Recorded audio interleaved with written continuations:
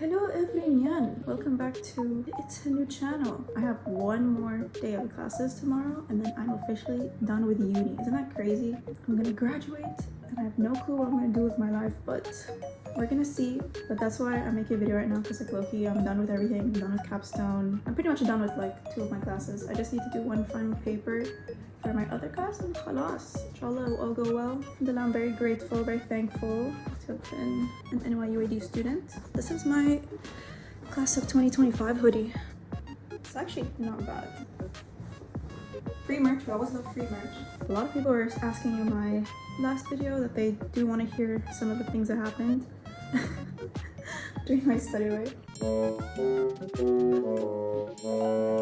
The building they put me in was Lafayette, and if you don't know, Lafayette Hall is in kind of a, let's just say, interesting area of New York. It's like right next to a homeless shelter, right next to a jail or something. I think so, because like you see like a bus of prisoners just like go by pretty often. I pretty much like sort of witnessed the murder. Very concerning. Like outside the window of my dorm, I remember looking out and seeing a group of, looked like high schoolers or I don't know, like very young adults, and they were like crowded around the street below and I could hear like yelling. So I was looking from my window. At first I was like kind of enjoying, because I was like, oh my god, they're like fighting. And you can like see people actually punching each other, like the guys were punching each other, and I was like, what's going on? Like they're beating each other up. I didn't think it was that crazy. I was just like, that's so funny, such a New York moment. After a while, I see a group of them crowd around one of the boys. All of a sudden, he just drops to the floor. I think actually there was 2. Yeah, 2 of them I think dropped to the floor, and they like kind of back away. Then suddenly I can see them like kind of looking anxious or something. Like I saw a dude do like, you know, like this, and like I saw the girls like crying, or I don't know what was going on. I saw one of the girls punch the concrete wall. I see a like ambulance come, and they, you know, bring the 2 boys in, and then I see like crime scene tape being put around like my dorm. When I'd have to go back to the Lafayette Hall, there was like police around and like crime scene tape, and they were like, why are you entering? And I was like, I live here. And I like showed them my ID. They're like, okay, you're allowed. And I had to go like under the tape and go in. At first I didn't think it was a murder. I thought he maybe got injured or something. Maybe he passed out from drinking. But I looked at the news and it said like, oh, 2 teens stabbed, 1 fatally. I saw the place where the boy was. I saw like blood on the wall. And this is crazy. This is like, you know, you never experience this type of thing when you like are from the UAE. I'm not trying to like scare anyone or like deter anyone from New York. You're like a junior or something, you're watching this or anything, and you're like, damn, I should have studied in New York. It's fine. Very small chance that this can happen. You just have to be cautious. That happens. Other things that happen is like, you know, it's New York. Like the most random stuff happens. Like suddenly you get like an email that's like, Brooklyn campus building just got shot. If you are around the area, please leave immediately. Away for like 30 minutes. I don't remember, something like that. That was super funny though, because like I had class basically an hour after and I just see like a bullet hole and broken shattered glass right in front of the building, and I just entered. I'm like, what the hell's going on? This place is unreal. New York is so unreal. I'll tell you like kind of the scariest thing that happened to me personally, and I was kind of terrified. People teach you in New York to like ignore everyone. So that's usually what I do, right? Like people try to talk to me and if I feel afraid, I'm just not gonna speak back. Because to be honest, look at me. I'm a 5'1" girly. I'm pretty frail. I probably cannot defend myself. I'm afraid. What if they have something on them? They could easily, if they're angry or something, they could attack me. Sitting in Steinhardt business building, like sitting outside. I was sitting there because I had to wait for the bus to go back to Lafayette, because I'm not walking back at that time. No one was waiting for the shuttles, so I didn't want to wait alone in that like area, because I'm alone. I'm kind of scared. It's nighttime. So instead I'm like, let me sit next to a NYU building, and then this old guy walks by and he's like, starts talking to me. I don't remember what he said, but he starts talking to me. He was just trying to start a convo, and as I usually do, I ignored him. I think he got annoyed, started like calling me things. He was like, oh, you think you're so much better than me because you're an NYU student? Huh? You're such a white bitch. It's kind of funny, I'm not even close to white, but I was like, okay. A lot of the time people in New York thought I was Latina, which is interesting. Anyways, I just sat there staring at him, hoping that he would go away and I wouldn't like trigger him. He looked visibly scared, I think. and then he walked away. And I was like, okay, that's the end of it. No, it's not, because 10 minutes later, he walks back and he continues saying something. He's like, I'm gonna blah, blah, blah, and leave it now. And by the way, he was holding like a duffel bag. So I was kind of terrified. I'm like, I don't know what he has in there. I have no clue. What if he had a gun? I don't know. This is America. I'm thinking the worst. So he says that. I'm still not replying. I'm literally just staring at him, looking terrified. Then he just left. And after that, I was like, I'm not staying here. So as soon as he like turned on the corner, I like fast walk like away from there, and I think I went to the library. That was probably like the scariest moment for me, because I was actually terrified. I was like, what would I have done? He could have done anything to me. There was no one around. It was dark. I'm scared. Like, I was actually scared. But alhamdulillah, nothing happened. I think other things that happened were very minimal. I was walking past like weird, strange looking guy in a hoodie, and then like, you know, usually if you're walking by someone, it's like this.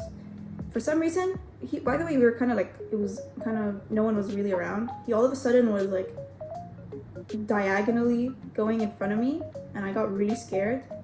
But then, I don't know, was he trolling? Like, he looked kind of dodgy. And then he like quickly just like turned. I was like, what the hell's going on? I was telling you now like all the actual interesting crazy stuff, but it was still like, it was very fun. So I did like a J term in LA, so that's only for like a month. And can I just say, I love LA. LA was so much more fun than New York. It might have though, I think it's purely because in New York, I didn't feel like I really had someone I could easily go out with. Like kind of like my travel buddy. I think that's part of what like contributed to the fact that I didn't like New York a lot, because I felt like I couldn't go places because I didn't have someone to like easily be like, hey, let's plan to go here, you know? In LA I did. My friend I made there is still my close friend. We would go like so many places in LA after class. It was so fun, and we also lived in such a nice area in LA, like around the Beverly Hills area. For some reason the NYU LA campus, it's not a campus, it's literally like a floor of a building of a bank. Like there's no NYU signage outside it. It's literally a bank. You just enter, you go up one floor, and like boom. Whenever I'd go to class, we'd walk. So it was this one homeless dude. Guy, like I swear he took like a dump just like on the floor, and it never left. That whole month it was there. Like every time I walked by it, I'm like, what the fuck? And also I remember it was like, it was in June, right? So it was Pride month. I was walking with my friend, and obviously we're like Muslim, visibly. This random old lady, by the way, keep in mind, it's like at 8 a.m. in the morning. So this random lady at 8 a.m. in the morning came up to us, and she was like, I'm gonna build a gay mosque. And I was like, huh? Like, I actually thought I misunderstood. I was like, what? She was like, I'm gonna build a gay mosque. And I was like, ah, go ahead. I don't remember what I said. I think I was like, okay. And then I walked away. It's the only thing that happened. Like, it was like really chill, you know? So I passed by the iconic Scientology building, and I'm pretty sure one of my classmates were like actually talking to one of them staff until like the other classmates were like, bro, that's a cult, don't go in. Guys, I forgot to tell you another story. Basically, I was trying to use an eyebrow razor because I wanted to like shape up my brows a bit. For some reason, the cap wasn't budging. I was like tugging at this razor to get out of the lid, and then all of a sudden, I accidentally sliced my index finger.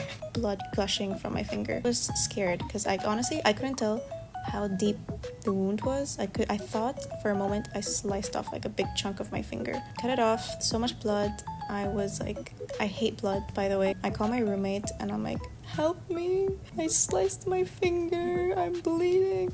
And my poor roommate, bless her, she thought like I genuinely sliced it off. So she came in like with the intent of like, I'm gonna look around for your finger on the floor. We called the ambulance and they came in, and I was like, I cut my finger, I can't feel it.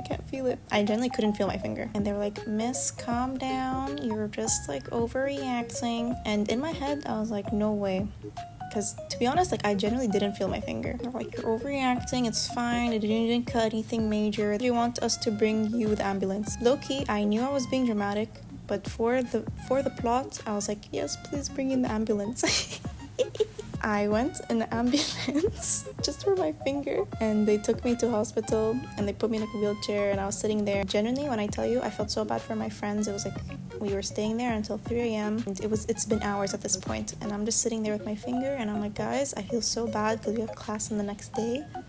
Honestly, they said it's fine. Went to like a CVS and my friend just like applied stuff for me because his mom is like a doctor. He asked his mom for advice and she said to like just put bandages and like this paste or something, I don't know. So yeah, that's what happened. And I remember like having to email my professor like, hey, we went to the hospital. And he was so concerned. Everyone was so concerned. They're like, are you okay? My roommate is so sweet. She was just like, she would wrap my finger every day for me. I couldn't use my finger for a while. Ever since then, I do have my functionality of my index finger, but a side of my finger is forever numb. I can't feel it. Just for added imagery so you can kind of understand the cut, it's basically the inner knuckle of my index finger. Right where you see where your veins are, that's where I cut, and that's why there was so much blood, and it was a pretty deep cut, so part of my finger is forever numb. Alhamdulillah, at least I can still move it. That's it for today. I don't know what videos I'm gonna make now because I'm gonna be kind of bored in the summer. I'm gonna be officially unemployed. Probably make videos because like why not? Yes, my NYUAD saga is over, guys. My subscribers are gonna go. All my subscribers are gonna go. Bye.